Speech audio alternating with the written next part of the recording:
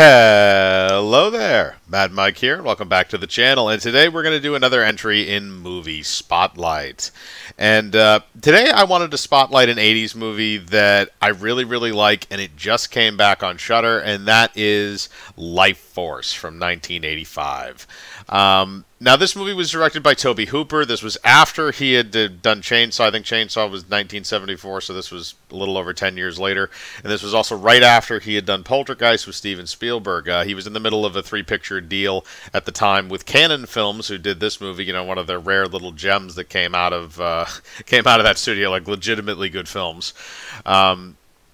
Basically, this movie was Tobe Hooper kind of taking an interesting little idea, which was a novel, which was called The Space Vampires, and turning that into a special effects extravaganza.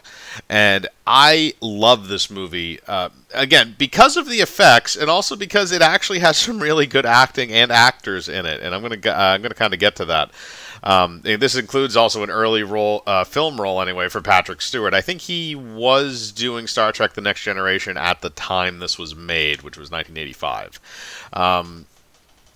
So basically, the whole idea of the movie is that, you know, you have this crew of astronauts that go to investigate Halley's Comet in the spaceship and stuff, and they wind up bringing something back from that after they discover some things, and that happens to be a very attractive naked woman and two naked men that they bring back to Earth with them, and hijinks ensue. I don't want to give too much away about the plot of this movie, because it does ruin a lot of things that you see when you move forward in it. What I will say, though, is that there aren't really a lot of fluff scenes in this movie. For a 2-hour horror film, science fiction film, horror film, whatever you want to call it,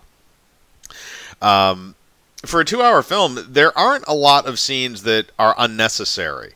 The plot moves along fairly linearly. You kind of get there is a little bit of a B-plot going on, with a couple of, you know, kind of side characters here and there. But the thing is they wrap all those threads up by the end of the movie. They don't really leave a whole lot kind of dangling there. That's one of the things I kind of really like about the movie, is the fact that it doesn't really... It's not a movie that's trying to hook you on another film. It's just this compartmentalized film about these creatures from outer space, and with amazing effects and good acting. And that's all it needed to be, and that's why it's amazing. Now, you know, I know I've been talking mainly about the film itself, but let's get into the special effects. Now, the special effects on this film, the main visual effects were done by John Dykstra, who, again, he's an alumni of you know, Empire Strikes Back and a lot of other really blockbuster movies from the early 80s. You also had Nick Millay in there for doing makeup effects supervision. I mean, again, he was a guy who he went on to do Highlander after that, which was kind of his last one. But even before that, he was also an alumni from Empire Strikes Back, as well as Superman and a few other really big films. So you had this A-list special effects talent going to work on this Cannon movie. And it kind of does show for the time, you know. For a movie with that type of a budget, what they were able to do with the special effects was amazing. The physical effects as well, like the bodies shriveling up and stuff like that.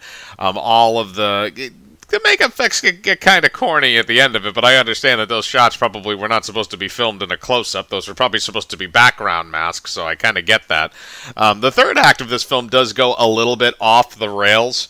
That is kind of one of the weirder things about it, is that the first two acts are fairly grounded, and I think maybe that was because they wanted to put a lot of the money into the finale, or at the very beginning, basically, and the finale, which I get. You know, it's good to, you know, send your movie off with a bang, especially in this kind of a scenario. The other thing, too, is the music in the movie is really great. Now, Henry Mancini actually was the one that actually did the score for it. And apparently there were actually two different scores to this movie. I guess there was a score that was released in foreign markets, and there was a score that was released in the North American market. And apparently the other one was a lot creepier. I'd actually rather watch that version because I think it does fit a lot better, especially with the opening and closings of the film, as opposed to kind of the triumphant trumpety music. Maybe that's why I was thinking of James Horner too, was because he kind of had that kind of stuff going on at the time. Although this was well after he had done Star Trek 2 and had risen to kind of a middling point, a journeyman status in terms of composers in Hollywood, even though he was still doing some lower budgeted stuff. But regardless of that, I really do enjoy the way that they kind of portray a lot of the stuff in the movie. They have a lot of miniature work that's done in this film. Apparently that was some kind of a little like miniature town thing that was close by the set. But basically, they blew that up and they made that look good. The helicopter shots actually looked really nice too. Kind of weird to see a helicopter in a movie after the Twilight Zone thing, especially in the 80s. Usually they're kind of toy ones, which I think it may have been a toy helicopter for a couple of those scenes, but not for all of them. To go to the acting, it's kind of weird because our main protagonist isn't really introduced until about 20 to 30 minutes into the movie, but he's played by Steve Railsback, and that's an interesting role that he has to play in that movie, because he's kind of like a disillusioned, obsessed guy who also has like weird PTSD from doing stuff with aliens. So It is interesting the way that he's able to play it, and kind of how he goes from calm to 100 miles an hour. My foot is stuck on the accelerator.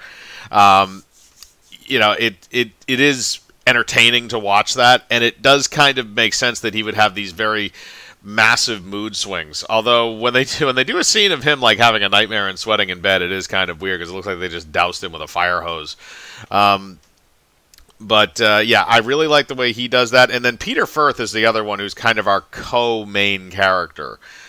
He's there from almost the very beginning of the film, and we really don't.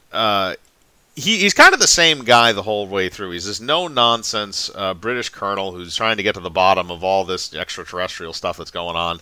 And he plays a really good job at kind of just doing that. The only thing is that they have him kind of have like these macho moments at the end of the movie, and it doesn't really fit his demeanor for the rest of the film. It's kind of like a cavalier sort of way, although he is tossed around a fair amount. That stunt guy got thrown down more than a few flights of stairs. But it's still really entertaining to watch all that work, and he does play very well off of a lot of the other characters. I mentioned before, too, this is also an early role for Patrick Stewart. Patrick Stewart, again, I believe he was doing Next Generation at the time, but he plays kind of like a psychologist doctor, but it's interesting because he has to kind of play multiple personalities. And there's also a really weird scene where Steve Railsback almost makes out with him. And I'm going to let that play out. If you want to know the context of why that is happening, you can go watch the movie if you haven't already seen it. Because I'm not going to explain that in gratuitous detail, but it does happen. But outside of that, it was kind of an anomaly in 1985. It was a movie that it was relatively not well received. Its box office was minimal compared to its budget, and this was also one of three films that Tobe Hooper would do for Canon. The other ones being a remake of Invaders from Mars, which was an older 50s film, and a Texas Chainsaw Massacre 2, which was a comedy, and which Canon was not pleased with at the time. It's weird. It's a film that doesn't get as much attention as I think it deserves because of certain reasons, because people tried to say, oh, it objectifies, it's like, all right, look, it's a 1980s horror film. If you have to have a chick walking around naked half the time, who cares? There's a lot of naked dudes in this, too, by the way. There's a lot of nudity in this. So it's a film that I don't think gets as much credit as it deserves, not just from its special effects department, but from the way that they actually go through the film and stuff. It's a fun little romp. It's definitely got the feel of sort of a B sort of horror movie. It reminds me actually a lot, because ironically they put this back on Shudder today, last week or so too, but it reminds me a bit of the 1970s Body Snatchers film, the one with Donald Sutherland. And it's got that same kind of like world-ending feel. It's got that same kind of grittiness. It's got that same kind of point in the movie where it goes from like, oh, we're going at a steady pace to, oh, this is the climax, kind of thing, where they ramp it up right at the end. It feels a lot like that. This is a nice little gem from the 80s. I really do enjoy this film. If you haven't seen it, go give it a watch. Again, gratuitous nudity and violence and various other things. So if you are not appropriate age to be watching this, you probably shouldn't be, unless you want to see blood flow out of Patrick Stewart's face. But regardless of that, it's one of my favorite canon films, definitely. But I want to know what you guys think. Do you like Lifeforce? Do you not like Lifeforce? Have you seen it? Have you not seen it? Are you familiar with some of the people that have worked on it, or Tobe Hooper, who directed it? Put your thoughts in the comments below. As usual, I like to read them. Hit the bell for notifications. Hit the like button. Subscribe, and remember, I live my life free of compromise. Do you?